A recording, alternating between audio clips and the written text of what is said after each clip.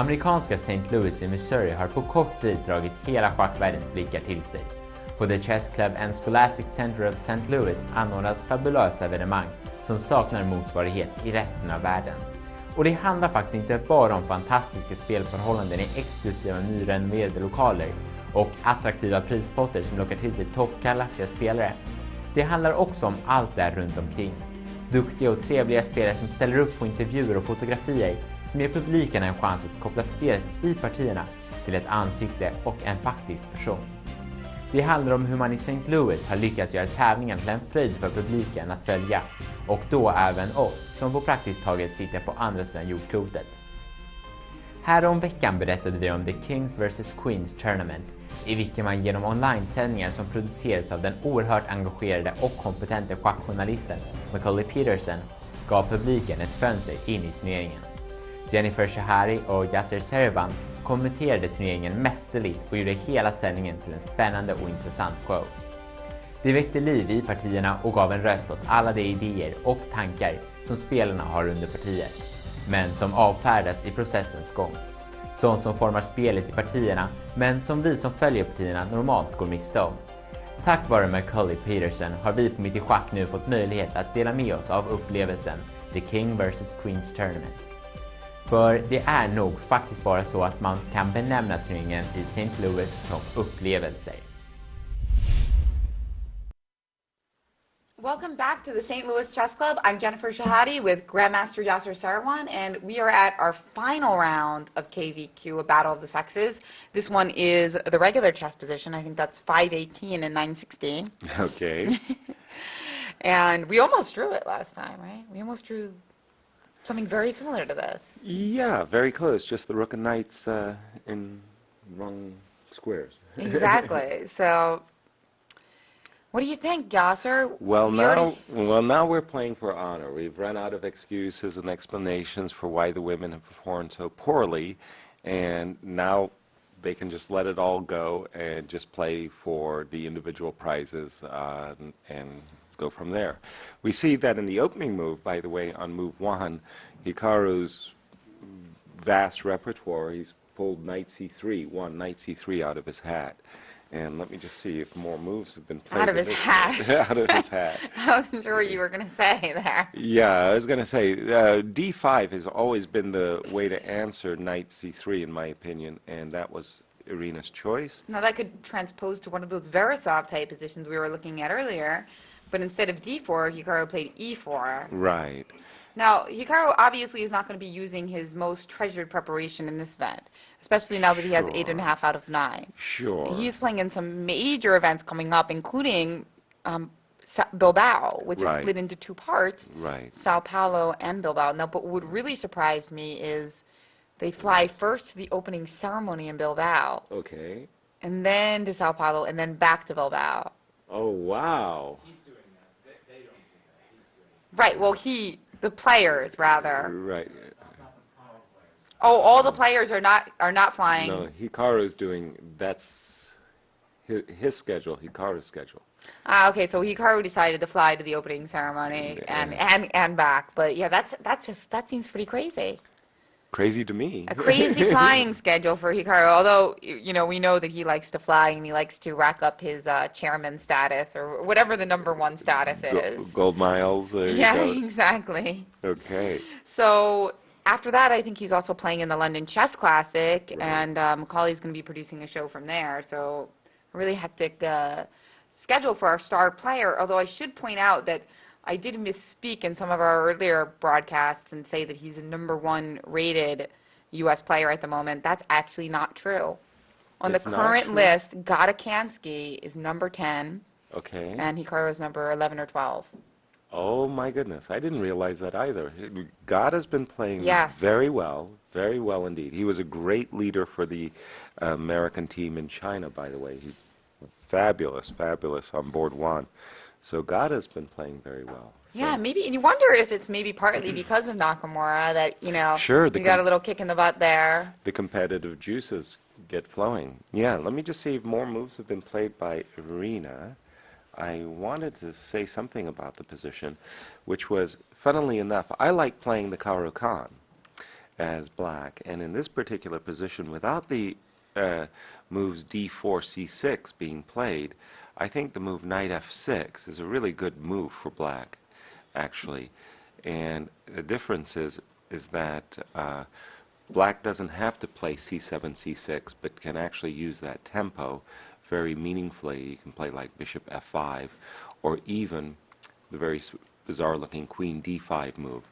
But I actually think black is doing very well in this position. That wasn't Irina's choice. She played knight d7, which, in a sense, kind of allows white to play d4, I guess knight f6, knight takes f6, knight takes f6. It's pretty balanced. What can I say? I mean, I look for Hikaru to find a way of imbalancing it, and he played bishop c4. So knight f6. And again, because black hasn't squandered an entire tempo with c7, c6, I think black's doing well. Although, is bishop takes f7 check crazy? Shall we have a look? What do you think? Nothing's too crazy for Nakamura. Let's have some fun. Let's All just right, have a so look. I better not play king e8 or you'll just trap my queen there. So imagine king g8. And then we have this line, knight e6, queen e8, knight takes c7.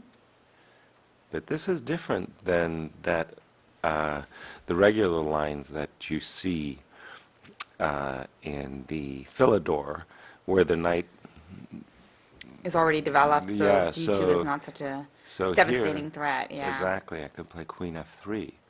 So is it possible that in this position, after knight f6, bishop takes f7 check? Well, let's check again. So king takes f7, knight g5 check, king g8, knight e6, queen e8, knight c7, and we can also try the queen d8. Yeah. Ah, queen d8 and just go after go this b6 guy. or something, yeah. Yeah, b6, well, Or b5. Yeah, sure. yeah, I'm not so sure. What is this? I've got a threat. Whoa. Queen f.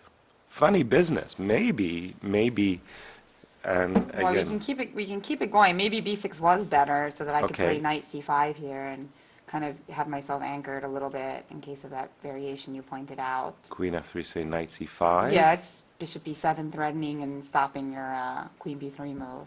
Uh-huh. But now, okay, so you. So maybe queen f3.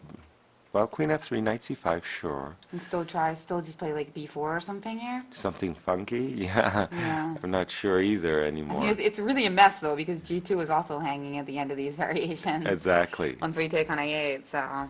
Yeah. And this is the kind of thing that, Nakamura, He thrives on this he stuff. loves this because his opponent's invariably getting the time pressure. Oh, I love that smothered mate. Can we put that on the board? Yeah, like Because that's not something you see too often. right. Oops. Yummy. Yummy. Okay, so maybe bishop c4 has, pardon me, maybe bishop c4 has stopped, or certainly given Irina pause that maybe knight g8 f6 isn't the best. Maybe she should play this move. Does this move make some sense? Knight d7 f6, just to stop bishop takes f7 check in those variations. If the knight were to move, then e6 defends the f7 pawn. Still some ideas of sacrificing a piece for white exist. Shall we just go around and see how Katie's doing? Yeah, let's see. This is obviously a critical game This for the is- standings, right. and it looks like we're having a lot of fun in this game as well. Right, complete chaos early here. What happened? Okay, Wild. a Okay, French so a French defense. we have, and Lano playing for the main line. Right. Okay. Gotta, So okay, this is the McCutcheon variation. This move, bishop c1, has recently, well, not recently, become more popular than the old standard bishop d2. This used to be the old McCutcheon variation, like you would have queen coming out to g4, threatening this pawn. After a reasonable move like g6, then black would capture on d2. Lots and lots of games. I've seen Viktor Korchnoi have some bad results on the black side of this particular position. It looks strange with the king on d2, but very oftentimes it's hard for black to get at that king. The difference is that in the line with bishop c1, which is played, queen g4, the bishop on d2 is never under attack. Okay, knight e2. Now the real question is, can white take advantage of this advanced pawn g5 or not? If he doesn't, then black's going to be doing very well. So a3 and b4, that's the standard stuff. And knight b5 is the standard stuff. So far, we're still in theory, f4. Knight c6, bishop e2. Black never really wants to capture this pawn on f4 because of this move queen g7. This is a rather upsetting kind of move, and after bishop takes, this rook on f8 always becomes... Oh, sorry, there's bishop takes e5. Yeah, but you could have maybe just take back on bishop to start, and then exactly. I and apologize. then you have a really big threat of queen g7, and if black were to capture twice, well, actually queen g7, knight g6, it looks pretty gross after something like bishop h5, huh? Or just castles. Castles first, just and what you said, bishop h5. No, I do. I wouldn't want to calculate this too much. You kind of feel that we're not going to hold on to all the guys there. No, something's dropping. So bishop b8. Now that, I don't know if that's their theory or not, but that's a very ambitious move. Basically, black is saying, I'm going to play a6, force your knight to go to d6, not a square you want it to go, and then I'm going to capture twice and win a second pawn. So queen h5 by Kate. Interesting. Well, this has become a seriously big theoretical battleground here. And a slugfest. This game is going to be really exciting, you know, fasten your seatbelts. Last game of KVQ. Exactly. a6. Okay, so black follows through with his strategy. d3. Bishop takes d3, Now queen. queen f6 just attacking the rook on a1. Mm-hmm. And castles allowing Stopa to take on a1. And oh, this is such a lovely way to finish this battle, though, to be playing such slashing chess. Wild. But does black have a choice if he doesn't take the rook? Yeah, I mean, why else did he play queen f6? I mean, he played queen f6 very purposefully to win the rook, and this is the kind of moment where you take it and pray, right? Because he's going to get attacked even if he doesn't take it. Okay. And he has taken the rook. Okay. And it looks like Katarina has found some even more incisive moves. Well, who knows? Either incisive or not good, but they look very exciting. Let's see. So he took on check. Now he throws in a check. Oh, he played knight e5. He didn't play rook f8. That was the main, maybe that was our culprit. We were playing rook f8. He played knight e5 to defend the f7 pawn. And then she took. Okay, so she's down a rook now. But she's got ideas. Oh, yeah. Bishop g5, bishop f6 looks pretty. Bishop d7, so bishop, oh, not bishop. So queen g5 threatening a maiden one. Very pretty. Always a nice little stopping castling, incidentally, and very importantly, stopping. I mean, it would be a really good move if you could queenside castle here. Right. Okay. But how is black dealing with such a direct threat? He had to retreat. Ooh. And now she uncorked. Rook takes f7. Ooh. Wow. Well, if she played it, it probably worked. Whoa. Let's check it out. So king takes f7. Let me just make sure that they haven't moved on. This is the third game? Yeah. Ooh, So something, yeah, rook takes f7, king f7, queen g6 check. All of that has been played. Right. And then she backed up to f8. He backed up to f8 rather. And now she played the move h7, threatening bishop to h6, which would be a mate. I mean, mating. Right. Wow, this is just such a beautiful game. But what about queen a1 here comes to mind. Right, to stop that mate threat. And now what? And now play like a girl. You put this in your book, yeah, and this has combinations gotta by ladies, okay. If it works, this has got to be in the follow-up book, absolutely. Right, second edition, huh? Yeah, second edition. Okay, so what do we do now? Queen h6 check? Okay, let's have a look. I Queen haven't. h6, but you can go back to g7. He can go back to g7 rather. Can I try to run to the king side? Yeah, I mean, I was thinking even better, maybe just dropping the queen back too.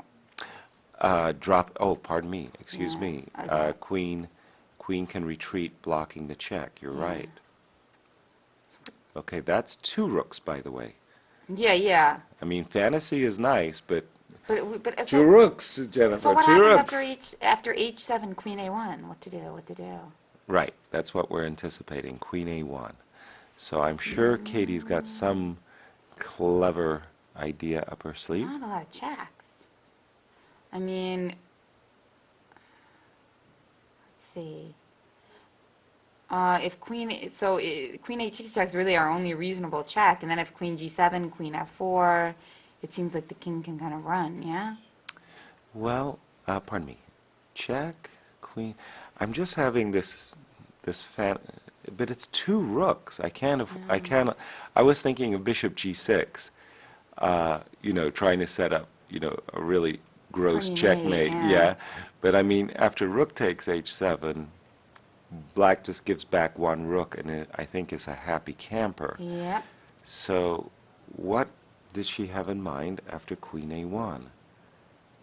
Gosh, I'm sorry, I'm blind. I don't see it.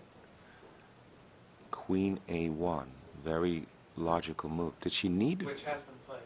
Which has been played, I'm told. So This was so close to working, but it seems that maybe this was all calculated by Stopa. well, I think somehow he's getting lucky here. Maybe she did the wrong move order. H7 looks really strong, doesn't it, to you as well? I mean, you're threatening mate in 1. Or not mate in 1, you know what I mean. You're threatening queen g8 and mate. And how is black going to stop that? Rook f8, but she didn't do that. She went for rook f7. I'm wondering if she missed this very powerful defensive move, queen a1. She sacrificed two rooks to get here, and now I don't see her follow-up. I don't see her follow-up, Jen. Okay, she did give a check. We're just going to go back to the position that we saw. There was this queen a1 move, which we expected. Queen g5. And black to play. Let me just see. Copy 3. I'm expecting bishop e8. Bishop e8 was played. Queen h4 was played. I've made an oversight that when I played bishop g6, bishop h6, I wasn't thinking about queen f6 check, but maybe, well, this is, no, this, I was thinking king f7, but I think that's asking too much. Yeah, because like we can take and then play queen g5 or something. Right? Precisely. Yeah. So You that's don't want to not have what- even material. No, that's not going to be a work. bad sign. Pardon me. Wow, what a contrast if this does end in a draw, because it'll be compared to the relatively dull draw between Feingold and Fierro. This is like the opposite. Yeah, I think Ben Crazy draw. was very, very satisfied, very happy, pleased with his performance here, and didn't want to spoil it by going overboard in the last game. So he made a smooth, easy draw with white. But this is wild. It would be amazing if black's best move in the position was just to allow a repetition. You don't see that every day, being two rooks ahead. 2 rooks. Wow. Okay, can we just see what Hikaru and Irina are doing?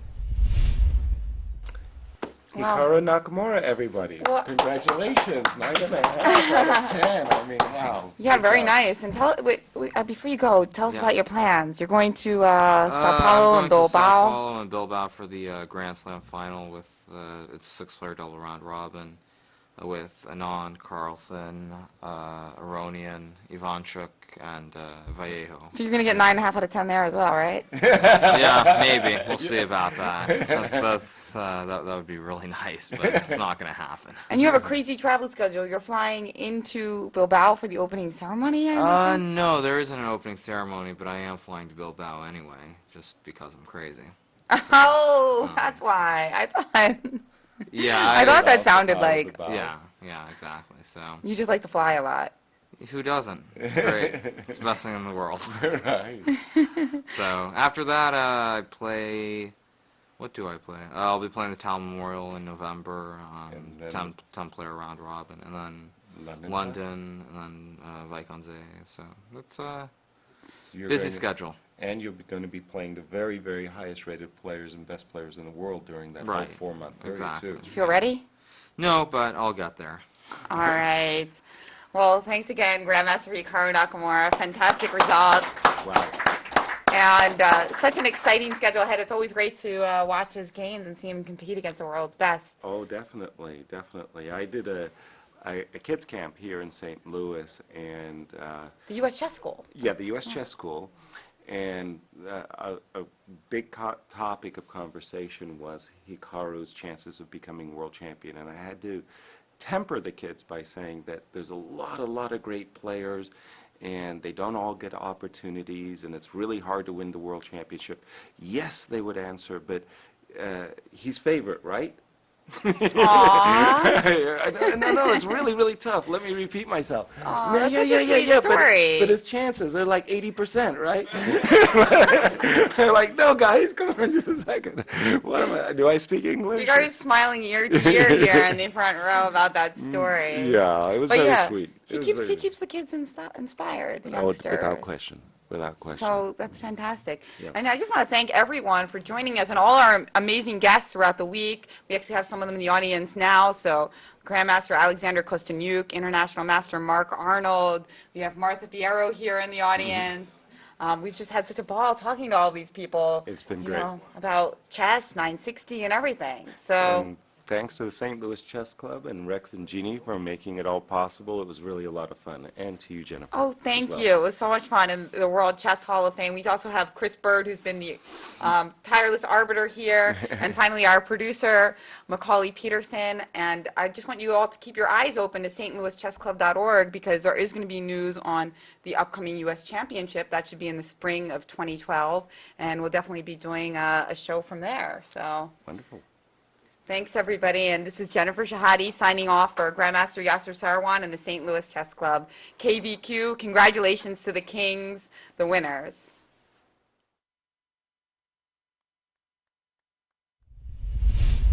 Vi vill tacka Macaulay Peterson för den lysande dokumentationen.